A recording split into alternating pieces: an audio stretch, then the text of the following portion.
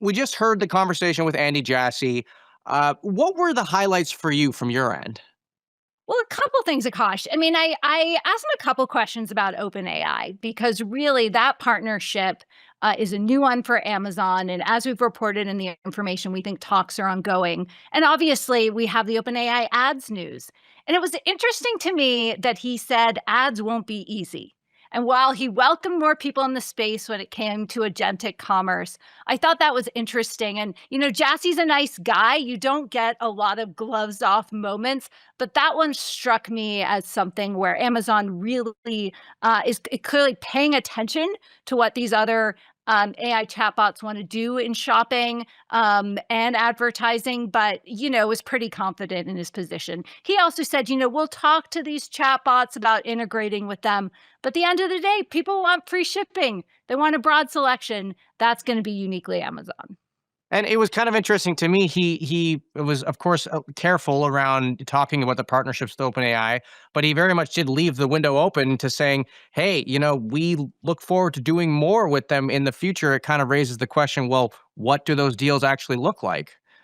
Absolutely. I mean, they have a little bit of a cloud deal, and obviously AWS would like all the cloud deals, right? I also hadn't heard him speak before about his barbell of demand for AWS. Yeah. This idea that the big model makers are really on one end and these sort of startup AI companies are on the other, but he's sort of interested in this middle coming online, which is more, your typical business starting to use AI and wants to be on the same kind of infrastructure it's been using for cloud. So, he's clearly optimistic about that. I thought he could have, acknowledged a little more of the competition that Microsoft and Google have been providing on the cloud side. But again, when I interviewed him 2 years ago, Akash was the last time I sat down with Jassy for a lengthy interview. And I'm struck the difference. I think back then he was a little more tentative about talking about Amazon's advantages in AI, was a little more on the defensive,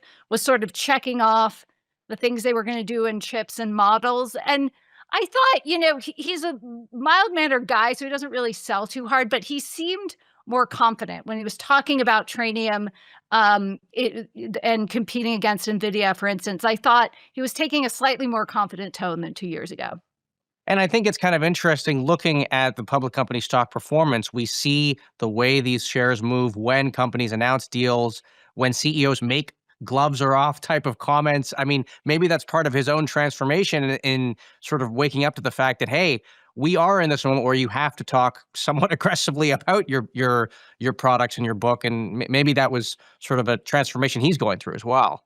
Yeah, and look, compared to others, I mean, our viewers watched it. I mean, he's a nice guy, he's a mild-mannered guy. He's not, Yeah. he's not going to fight those battles in public, but behind closed doors in meetings, I'm sure with OpenAI, he's a really tough negotiator. So we'll see what kind of deals evolve, both in agentic commerce.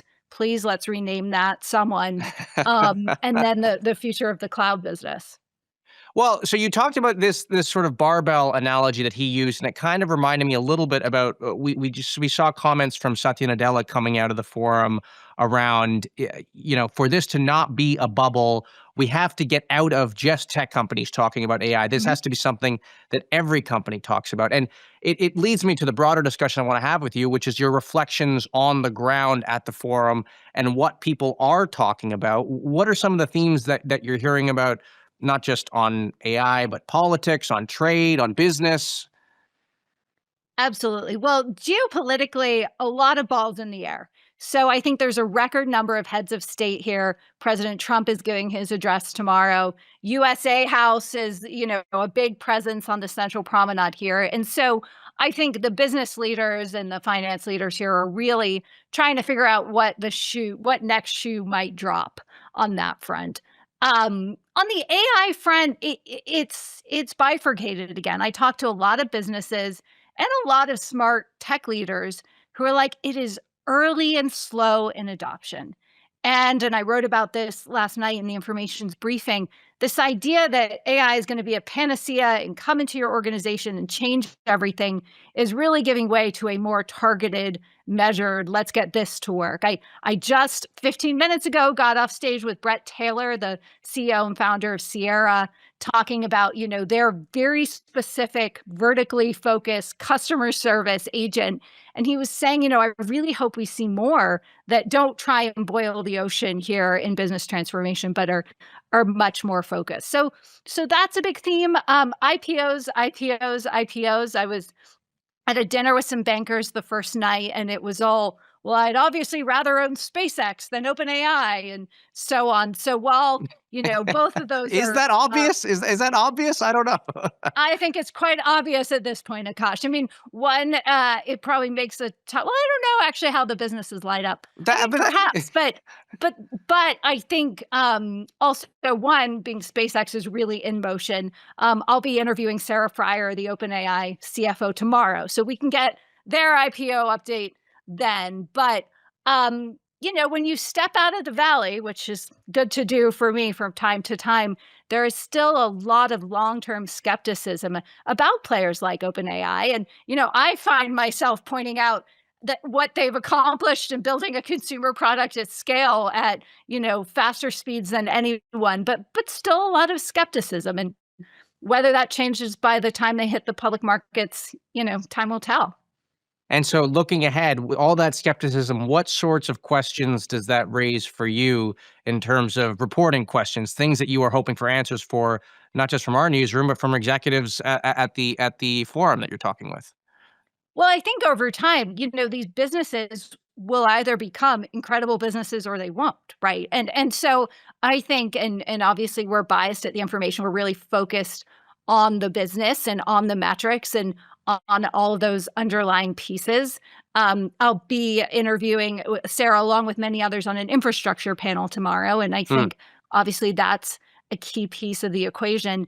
And then the very big picture, Brett Taylor was also saying, he hedged his bubble language so eloquently. I don't have my notebook, but we're probably obviously or something like that in a bubble.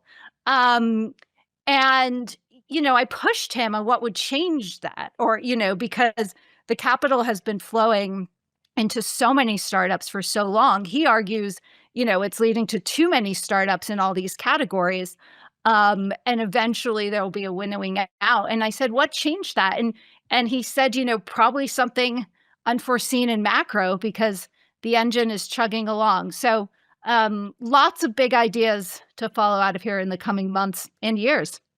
Great. Well, Jessica, I will let you get back to it because I know that you've got just a couple other meetings to get to. It all happens at night, Akash. So it is really a 6 a.m. to 1 a.m. kind of cycle here. So you can do it for a week. Maybe you could. Maybe I'll give you a breather just to rest, so you can be fresh for tonight. Thank you so much for joining us. That is the Information's editor-in-chief and founder, Jessica Lessin from Davos, here on TI TV.